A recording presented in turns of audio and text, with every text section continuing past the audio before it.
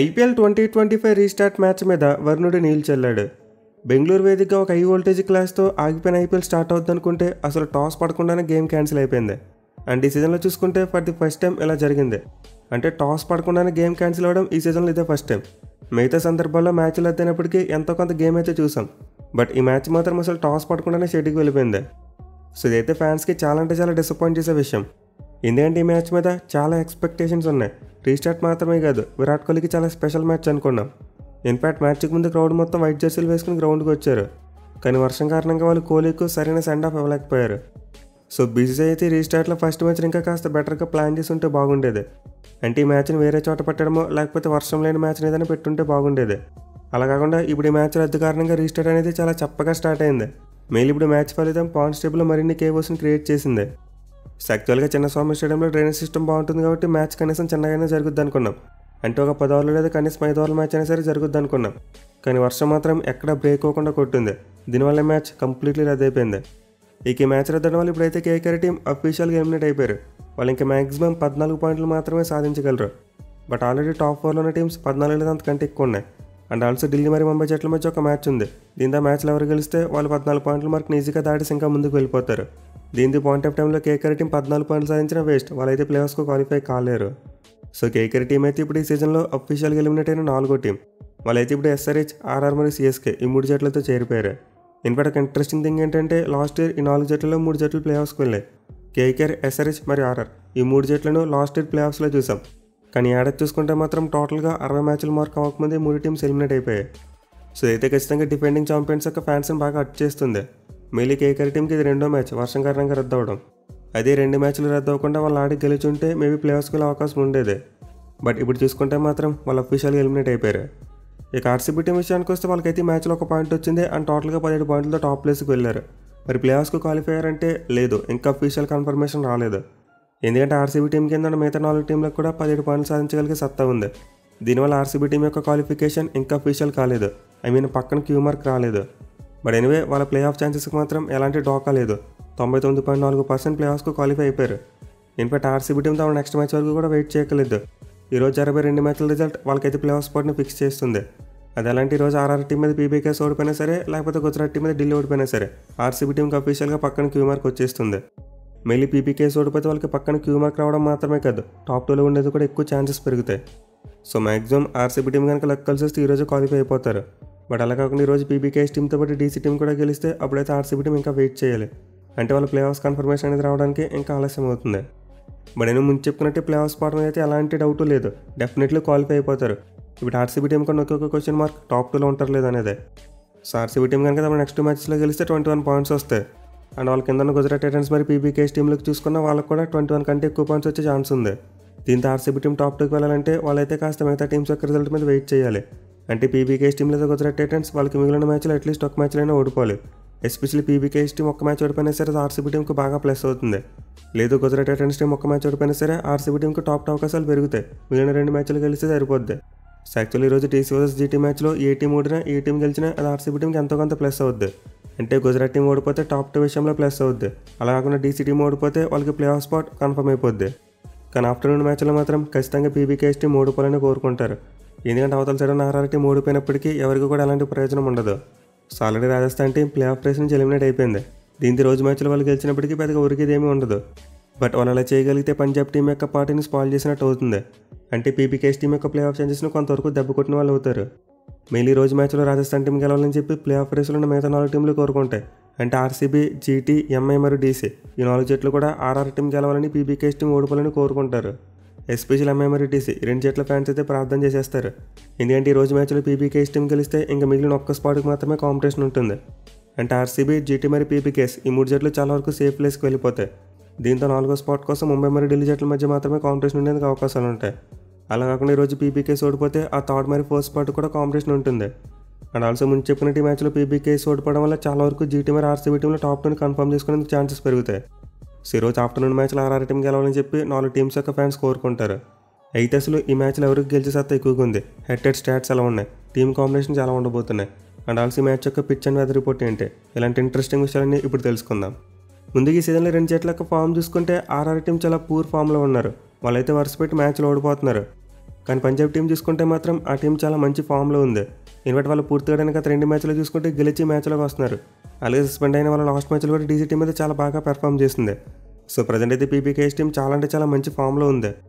But 2 జట్ల మధ్య head stats చూసుకుంటే మాత్రం రాజస్థాన్ టీందే పైచే 29 మ్యాచ్లో తలపడితే వాళ్ళు 17 మ్యాచ్లో గెలిచారు. వేరేస్ పీబీకేఎస్ టీం 12 మ్యాచ్లో మాత్రమే గెలిచింది. అలాగే 2 జట్ల మధ్య జరిగిన లాస్ట్ 6 మ్యాచెస్లో చూసుకున్నా సరే రాజస్థాన్ టీం 4 మ్యాచ్లో గెలిచారు. పీబీకేఎస్ టీం 2 మ్యాచ్లో మాత్రమే గెలిచింది. ఈవెన్ ఏడాది స్టార్టింగ్లో కూడా చూసాం ఈ 2 జట్ల మధ్య ములాన్పూర్ వేదికగా మ్యాచ్ జరిగింది. అండ్ ఆ మ్యాచ్లో ఆర్ఆర్ టీం 50 పరుగుల తేడాతో గెలిచారు. సో రీసెంట్గా చూసుకుంటే పీబీకేఎస్ టీం మీద ఆర్ఆర్ టీంకి చాలా మంచి రికార్డు ఉంది. మోస్ట్ ఇంపార్టెంట్లీ మ్యాచ్లో పీబీకేఎస్ టీంని బాగా భయపెట్టే విషయం ఈ గ్రౌండ్లో వాళ్ళ ట్రాక్ రికార్డ్. సో ఈ రోజు మ్యాచ్ ఆడిపోయి సవాయ్ మాన్ సింగ్ స్టేడియంలో చూసుకుంటే వాళ్ళకి అస్సలు మంచి రికార్డు లేదు. మొత్తం రాజస్థాన్ టీంతో 6 మ్యాచ్లు ఆడితే ఒక్కడే గెలిచారు, 5 ఓడిపోయారు. దీంతో ఖచ్చితంగా ఇది వాళ్ళకి బ్యాక్ ఆఫ్ ది మైండ్ ఒక సైకలాజికల్ డిసడ్వాంటేజ్గా మారుతుంది. పైగా వాళ్ళని కవర్ పెట్టే మరో విషయం ఏంటంటే వాళ్ళు మిగిలిన 2 మ్యాచ్లు కూడా ఈ గ్రౌండ్లోనే ఆడతారు. అంటే పీబీకేఎస్ టీం వేసిన తర్వాత ఢిల్లీ మరి ఎంఐ జట్లతో మ్యాచ్లు ఆడబోతున్నారు. అండ్ ఆ 2 మ్యాచ్లు కూడా ఈ గ్రౌండ్లోనే జరగబోతున్నాయి. ఎందుకంటే సస్పెన్షన్ తర్వాత వాళ్ళ ధర్మశాల మ్యాచెస్ ఇక్కడికి షిఫ్ట్ అయ్యాయి. సో చాలా వరకు ఈ సస్పెన్షన్ అనేది పీబీకేఎస్ టీంని డిఫికల్ట్ పొజిషన్లో పెట్టింది. ఇన్ఫాక్ట్ వాళ్ళకి లక్కు బాగా కలిసి వచ్చి ఉంటే ఈ పాటికి క్వాలిఫై అయిపోయిండేవారు. అంటే కేకేఆర్తో మ్యాచ్ వర్షం కారణంగా రద్దు అవ్వకుండా ఉంటే వాళ్ళు గెలిచే ఛాన్సెస్ ఎక్కువగా ఉన్నాయి. అలాగే ధర్మశాలలో డీసీ తాగిపోయిన మ్యాచ్లు కూడా పీబీకేఎస్ టీం అప్పర్ హ్యాండ్లో ఉంది. సో 2 మ్యాచ్లు కనుక పూర్తిగా జరిగి పీబీకేఎస్ టీం గెలిచుంటే ఈ పాటికి 19 పాయింట్లతో క్వాలిఫై అయిపోయిండేవారు. బట్ బ్యాట్ల కారణంగా మ్యాచ్లు ఆగిపోయాయి. అండ్ ఆల్సో ఇప్పుడు చూసుకుంటే వాళ్ళు హోమ్ విన్ కూడా పోయి ఒక చెత్త రికార్డు ఉన్న గ్రౌండ్లో వచ్చి పడ్డారు. సో ఇప్పుడైతే పీబీకేఎస్ టీంకి అంతవరకు డిఫికల్ట్ కండిషన్స్లో మ్యాచ్ ఆడిపోతున్నారు. అండ్ ఒకవేళ వాళ్ళు కనుక సవాయ్ మాన్ సింగ్ స్టేడియాన్ని జయించగలిగితే ఖచ్చితంగా కప్ కొట్టేందుకు అవకాశాలు పెరుగుతాయి. ఎందుకంటే 3 మ్యాచ్లు కలిసి ఆ టీం యొక్క కాన్ఫిడెన్స్ పెరుగుద్ది. అలాగే చాలా వరకు టాప్ 2 స్పాట్ కన్ఫర్మ్ అయిపోద్ది. మెయిన్ ఇప్పుడు ఆర్సీబీ టీం 21 మాత్రమే కొట్టగలరు.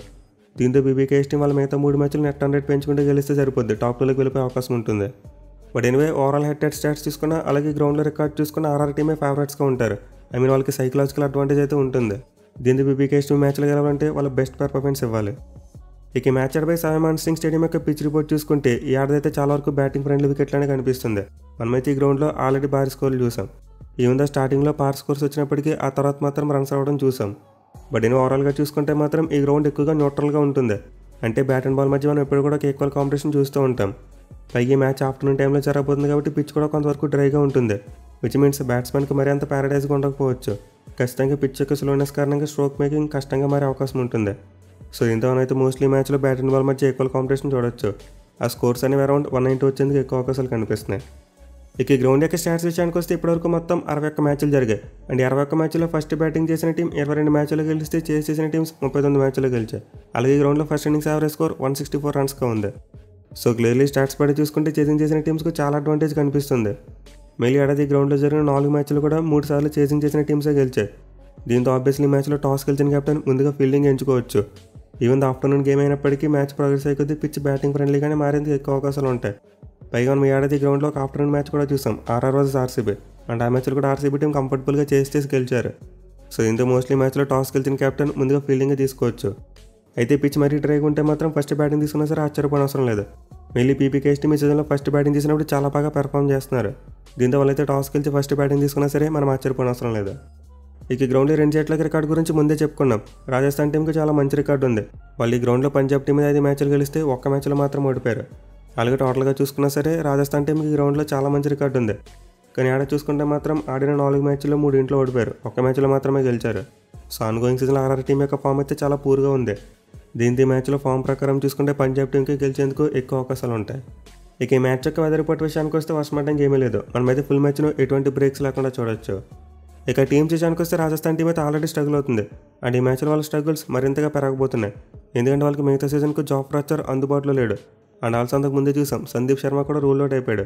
విచ్ మీన్స్ ఆర్ఆర్ టీం వాళ్ళిద్దరు మెయిన్ పేస్ బౌలర్స్ని మిస్ కాబోతున్నారు.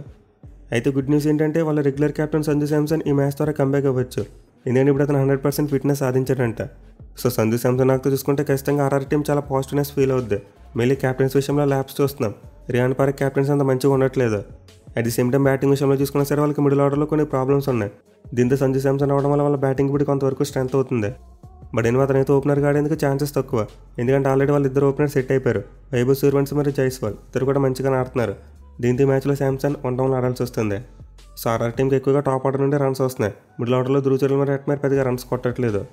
ఇక బౌలింగ్లో చూసుకున్న బాగా పెర్ఫామ్ చేస్తున్న జాఫ్రా ఆర్చర్ మరియు సందీప్ శర్మ వెళ్ళిపోయారు. దీంతో వాళ్ళ బౌలింగ్ మరింత పూర్గా తయారవబోతుంది. మీలా పేస్ బౌలింగ్ డిపార్ట్మెంట్ అయితే కంప్లీట్లీ ఇన్ఎక్స్పీరియన్స్డ్ బౌలింగ్ అటాక్గా మారిపోబోతుంది. సో ఆర్ఆర్ టీం అయితే జాఫర్ ఆర్చర్ ప్లేస్లో నాండ్రే బర్గర్ని ఆడించవచ్చు. అయితే అలా చేస్తే వాళ్ళు పతిలక్ ఫరూకీని పక్కన పెట్టేయాలి. లేదు వాళ్ళకి తీక్షణ విషయంలో కొంతవరకు ఇంజరీ స్కేర్ ఉంది. దీంతో ఒకవేళ తీక్షణ ఆడకపోతే అతని ప్లేస్లో కుమార్ కార్తికేయని ఆడించుకోవచ్చు. అన్ని టైంలో చూసుకుంటే వాళ్ళు పతిలక్ ఫరూకీ మరియు నాండ్రే బర్గర్ ఇద్దరిని ప్లేయింగ్ లెవెన్లో పెట్టుకునే అవకాశం ఉంటుంది. బట్ తీక్షణ ఫిట్గా ఉంటే మాత్రం జాఫర్ ఆర్చర్ ప్లేస్లో తుషార్ దేశపాండే ప్లేయింగ్ లెవెన్లోకి వస్తాడు. సో ఈ మ్యాచ్ కోసం అయితే ఆర్ఆర్ టీం యొక్క ప్లేయింగ్ లెవెన్లో 3 మార్పుల వరకు జరిగే అవకాశం కనిపిస్తుంది. ఇక బీబీకేఎస్ టీం విషయానికి వస్తే వాళ్ళైతే చాలా మంచి ఫామ్లో ఉన్నారు. అండ్ ఆల్సీ మ్యాచ్ చూసుకుని వాళ్ళకి ఒక రివెంజ్ మ్యాచ్ అని చెప్పుకోవచ్చు. మనం ముందే చెప్పుకున్నాం, వాళ్ళు ఏడాది ఆర్ఆర్ టీం మీద ఓడిపోయారు. అది కూడా 50 పరుగుల భారీ మార్జిన్తో ఓడిపోయారు. సో ఇంత ఈ మ్యాచ్లో బీబీకేఎస్ టీం గెలిచి స్కోర్స్ని ఈక్వల్ చేయాలని చూస్తారు. అయితే ఈ మ్యాచ్కి ముందు చూసుకుంటే వాళ్ళకైతే చాలా ప్రాబ్లమ్స్ ఉన్నాయి. మెయిన్ వాళ్ళకి 3 ఫారెన్ ప్లేయర్స్ అవైలబుల్గా లేరు. మార్కో స్టైనస్, జాస్ ఇంగ్లీష్ మరి ఆరన్ హార్డ్ ముగ్గురు కూడా ఇంకా స్క్వాడ్తో చేరలేదు. విచ్ మీన్స్ బీబీకేఎస్ టీంకి ఫారెన్ ప్లేయర్స్ విషయంలో చాలా కొరత ఉంది. పర్టికులర్గా మ్యాచ్ చూసుకుంటే వాళ్ళకి జాస్ ఇంగ్లీష్ అవైలబుల్గా ఉంటాడు కాబట్టి వాళ్ళైతే వేరే ఫారెన్ ప్లేయర్తో ఆడాలి. మిచ్ ఓవెల్ అంటే ఒక కొత్త ప్లేయర్ని తీసుకోవాలి. సో అయితే కొంతవరకు బీబీకేఎస్ టీంకి ప్రాబ్లంగా మారచ్చు. అండ్ ఆల్సో కీపింగ్ విషయంలో కూడా ఇప్పుడు ప్రభు సింగ్ కీపింగ్ చేయాలి. బట్ ఎన్నో బ్యాటింగ్ పరంగా చూసుకుంటే వాళ్ళు ఎక్కువగా టాప్ ఆర్డర్ మీద డిపెండ్ అవుతున్నారు. వాళ్ళ టాప్ 3 బ్యాట్స్మెన్ అద్భుతంగా పెర్ఫామ్ చేస్తున్నారు. ఎస్పెషల్ ఓపెనర్స్ ఇద్దరైతే బీభత్సమైన ఫామ్లో ఉన్నారు. అలాగే వాళ్ళ కెప్టెన్ శ్రేయస్ అయ్యర్ చూసుకున్నా చాలా మంచిగా బ్యాటింగ్ చేస్తున్నాడు. సో ఇంత మ్యాచ్లో బీబీకేఎస్ టాప్ ఆర్డర్ చాలా రేగితే వాళ్ళు గెలిచే అవకాశాలు అమాంతం పెరిగిపోతాయి. ఇక బౌలింగ్లో చూసుకుంటే వాళ్ళకైతే ఆల్మోస్ట్ అందరు ప్లేయర్స్ కూడా అవైలబుల్గా ఉన్నారు. సస్పెన్షన్కి ముందు ఏ బౌలింగ్ అటాక్తో వచ్చారు, ఇప్పుడు కూడా అలాంటి బౌలింగ్ అటాక్తో వచ్చేందుకు ఎక్కువ అవకాశాలు ఉన్నాయి. అయితే ఫామ్ ప్రకారం చూసుకుంటే మార్క్ హెన్సన్ మరి హర్షదీప్ సింగ్ ఇద్దరు మాత్రమే మంచిగా వేస్తున్నారు. మిగతా బాల్ స్ట్రగుల్ అవుతున్నారు. ఎస్పెషల్ యజ్వేంద్ర చాలా వరకు ఇన్కన్సిస్టెంట్గా బౌలింగ్ చేస్తున్నాడు. కానీ ఈ మ్యాచ్లో మాత్రం అతను చాలా కీ రోల్ ప్లే చేయబోతున్నాడు. ఇన్ఫాక్ట్ బీబీకేఎస్ టీం ఈ గ్రౌండ్లో ఆడిపోయి 3 మ్యాచ్లు కూడా అతను చాలా ఇంపార్టెంట్ బౌలర్గా మారుతాడు. ఎందుకంటే గతంలో ఈ గ్రౌండ్ ఆడిన ఎక్స్పీరియన్స్ అతనికి చాలా ఉంది. పైగా ఈ గ్రౌండ్ యొక్క బౌండరీస్ కొంతవరకు పెద్దగా ఉంటాయి కాబట్టి అది కూడా చాలా ప్లస్ అవుద్ది. అండ్ ఆల్సో బీబీకేఎస్ టీం ఈ మ్యాచ్లో చాలాతో పాటు హర్ప్రీత్ బ్రార్ లాంటి స్పిన్నర్ని కూడా ఆడించవచ్చు. ఎందుకంటే ఈ గ్రౌండ్లో ఒక్క స్పిన్నర్తో మాత్రమే వెళ్ళడం అంత మంచి ఆప్షన్ కాదు. ఖచ్చితంగా 2వ స్పిన్నర్ ఉండాలి. అలాగే పేస్ బౌలింగ్ విషయంలో చూసుకుని వాళ్ళు లాస్ట్ టైం వైశాఖ్ విజయ్ కుమార్ లాంటి బౌలర్ని ఆడించారు. బట్ అది వాళ్ళకి సరిగ్గా వర్కౌట్ కాలేదు. దీంతో జేవియర్ బాట్లెట్ లాంటి బౌలర్ని ఆడించవచ్చు. లేదు వాళ్ళు లాకీ ఫెర్గ్యూసన్కి రీప్లేస్మెంట్గా కైల్ జామ్సన్ తెచ్చుకున్నారు. దీంతో పంజాబ్ టీంకి అతను ఆడించుకునే ఆప్షన్ కూడా ఉంది. సో బౌలింగ్ విషయంలో అయితే బీబీకేఎస్ టీంకి చాలా ఆప్షన్స్ కనిపిస్తున్నాయి. కానీ బ్యాటింగ్ విషయంలో మాత్రమే లిమిటెడ్ రిసోర్సెస్ ఉన్నాయి. ఇక మ్యాచ్లో బ్యాటిల్స్ విషయానికి వస్తే అంత ఇంట్రెస్టింగ్ బ్యాటిల్స్ ఏమీ కనిపించట్లేదు. కేవలం ఒక 2 బ్యాటిల్స్ మాత్రమే ఇంట్రెస్టింగ్గా ఉన్నాయి. అవి కూడా మోస్ట్లీ రాజస్థాన్ బ్యాట్స్మెన్కి మరి బీబీకేఎస్ బౌలర్స్ మధ్య ఉండబోతున్నాయి. సో పవర్ప్లేలో అయితే ఖచ్చితంగా జైస్వాల్ మరి హర్షదీప్ సింగ్ ఇద్దరి మధ్య ఒక టాప్ మ్యాచ్ బ్యాటిల్ చూడొచ్చు. మేలు హర్షదీప్ సింగ్ ప్రీవియస్గా జైస్వాల్ని 2 టైమ్స్ అవుట్ చేశాడు. దీంతో ప్రజెంట్ మంచి ఫామ్లోని ఇద్దరు ప్లేయర్స్ మధ్య ఒక మంచి బ్యాటిల్ మనం ఎక్స్పెక్ట్ చేయవచ్చు. అలాగే తర్వాత సంజు శాంసన్ మరి చాలా మంచి కూడా ఒక బ్రిలియంట్ బ్యాటిల్ ఉండబోతుంది. ఎస్పెషల్లీ చాలా ప్రీవియస్గా శాంసన్ చాలా డామినేట్ చేశాడు. 11 ఇన్నింగ్స్లో 5 సార్లు అవుట్ చేశాడు. దీంతో కంబ్యాక్ అవ్వబోతున్న శాంసన్కి అగెనిస్ట్గా బీబీకేఎస్ టీం చాలా ట్రై చేస్తే అతని వికెట్ ఎర్లీగా దొరికేందుకు ఛాన్స్ ఉంటుంది. ఇక మిగతా బ్యాటిల్స్ చూసుకుంటే ఎక్కువగా జరగలేదు. రాజస్థాన్ బౌలర్స్ చూసుకుంటే అందరూ కూడా కొంతవరకు కొత్త బౌలర్సే. At the same time PBKS batsmen చూసుకుంటే కేవలం శ్రేయస్ అయ్యర్కి మాత్రం ఎక్స్పీరియన్స్ కనిపిస్తుంది. దీనివల్ల ప్రీవియస్గా వాళ్ళ మధ్య మ్యాచ్అప్స్ లేవు. ఎనివే ఈ మ్యాచ్లో రాజస్థాన్ టీం గెలవాలంటే వాళ్ళైతే వీళ్ళని తొందరగా బీబీకేఎస్ టీం టాప్ ఆర్డర్ని అవుట్ చేయాలి. ఎందుకంటే లాస్ట్ టైం వాళ్ళు అలా చేసి బీబీకేఎస్ టీం 50 పరుగుల తేడాతో గెలిచారు. మెయిన్లీ పవర్ ప్లేలో రాజస్థాన్ బౌలర్స్ ఎక్కువ వికెట్లు తీయగలిగారు. సో దీంతో మ్యాచ్లో రిపీట్ చేయగలిగితే రాజస్థాన్ టీం గెలుస్తుంది. అలా కాకుండా బీబీకేఎస్ టీం యొక్క టాప్ ఆర్డర్ చెలరేకపోతే వాళ్ళే గెలుస్తారు. చూడాలి మరి మ్యాచ్లో బీబీకేఎస్ టీం ఘనంగా గెలిచి టాప్ ప్లేస్కి వెళ్తారా, లేకపోతే ఆర్ఆర్ టీం ఏమైనా షాక్ ఇస్తుంది అనేది.